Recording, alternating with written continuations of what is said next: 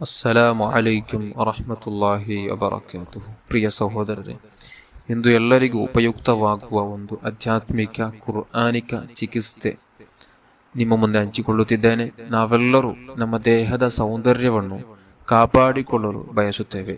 ವಿಶೇಷವಾಗಿ ಮಹಿಳೆಯರು ಈ ವಿಷಯದಲ್ಲಿ ಹೆಚ್ಚು ಗಮನ ಕೊಡುತ್ತಾರೆ. ಆದ್ದರಿಂದ ಮುಖ, ಕೈ ಅಥವಾ ದೇಹದ ಯಾವುದೇ ಭಾಗದಲ್ಲಿ ಗುಳ್ಳೆ, ಮೊಡವೆ, ಹುಣ್ಣು ಅಥವಾ ಇತರ ಚರ್ಮರೋಗಗಳು ಕಾಣಿಸಿಕೊಂಡಾಗ ಬಹಳ ಚಿಂತಿಸುತ್ತಾರೆ, ಟೆನ್ಷನ್ ಮಾಡುತ್ತಾರೆ. ಕೆಲವರಿಗೆ ಇಂತಹ ಸಮಸ್ಯೆಯಿಂದ ವಿವಾಹವು ವಿಳಂಬವಾಗುವ ಪರಿಸ್ಥಿತಿ ಉಂಟಾಗುತ್ತದೆ. ಅಲ್ಲಾಹು ತಾಲ ಅಂತಹ ಎಲ್ಲ ರೋಗಗಳಿಗೆ ಶಿಫಾ, ಗುಣಮುಖತೆ ನೀಡಲಿ. ಆಮೀನ್ ಯಾ ರಬ್ಬಲ್ ಆಲಮೀನ್. ಕುರ್ಆನಿಕ ಅಮಲ್: ಒಂದು ಗ್ಲಾಸ್ ಶುದ್ಧ ನೀರನ್ನು ತೆಗೆದುಕೊಳ್ಳಿ. ಈ ಅಮಲನ್ನು ದಿನಕ್ಕೆ ಕನಿಷ್ಠ 3 ಬಾರಿ ಮಾಡಲು ಪ್ರಯತ್ನಿಸಬೇಕು. ದಿನಕ್ಕೆ ಕನಿಷ್ಠ 3 ಬಾರಿಯಾದರೂ ಮಾಡಬೇಕು. ಒಂದನೆಯದು, ಶುದ್ಧ ಗ್ಲಾಸ್ ನೀರನ್ನು ತೆಗೆದು ಅದಕ್ಕೆ ಸೂರತು ತ್ವಾಹ 20ನೇ ಸೂರತ್ತಾಗಿದೆ. ಈ ಸೂರತ್ತಿನ 105 ಮತ್ತು 106, 107 ಈ 3 ಆಯತ್ತುಗಳನ್ನು 7 ಬಾರಿ ಓದಿ ನೀರಿನ ಮೇಲೆ ಊದಬೇಕು.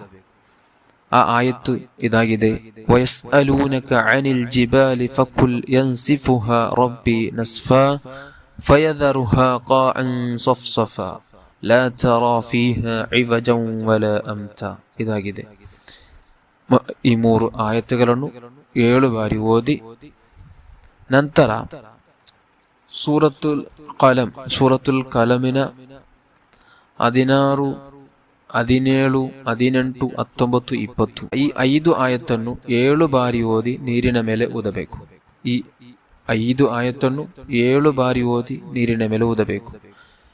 ಆ ಆಯತ್ತು ಇದಾಗಿದೆ: ಸನಸಿಮುಹು ಅಲಲ್ ಖುರ್ತೂಮ್ ಇನ್ನಾ ಬಲೌನಾಹುಂ ಕಮಾ ಬಲೌನಾ ಅಸ್ಹಾಬಲ್ ಜನ್ನಹ್ ಇದ್ ಅಕ್ಸಮು ಲಯಸ್ರಿಮುನ್ನಹಾ ಮುಸ್ಬಿಹೀನ್ ವಲಾ ಯಸ್ತಥ್ನೂನ್ فطاف عليها طائف من ربك وهم نائمون فأصبحت كالصريم.